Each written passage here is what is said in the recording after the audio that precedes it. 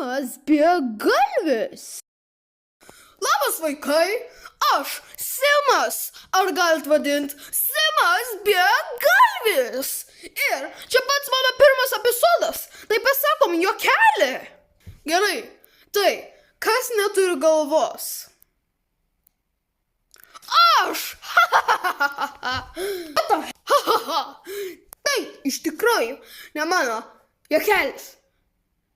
Jo, mano juokelis, kas bėga, bet jis neturi kojų.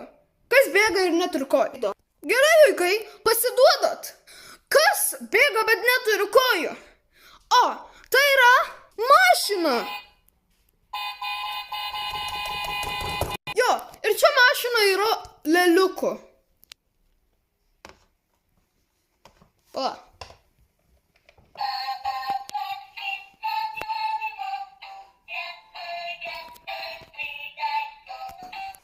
Tai gerai, papasakosiu apie save.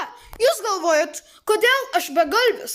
Todėl, nes kai aš gimiau iš savo mamos, mano mama naudojo tiek daug narkotikų, kad mano galva nukrito ir jie amputated. Tai mano galva yra va tam kambarį ir niekas nepaimkit. Jei jūs ateisit mano adresą ir paimsit mano galvą, aš jūs nužudysiu. O, tai jūs galvojat, kaip galiu matyti, nes čia yra mano akis. Jie įdėjo akis čia man. Ir čia turi būti skylės mikroskopinės ant mano maikės. Jo, tai mano istorija. Ir jūs galvojat, kodėl mano rankos yra kaulai. Aš nežinau, aš neturiu odos. Jie turėjo mano odą paimti ir liko kaulai. Aš keistas shit.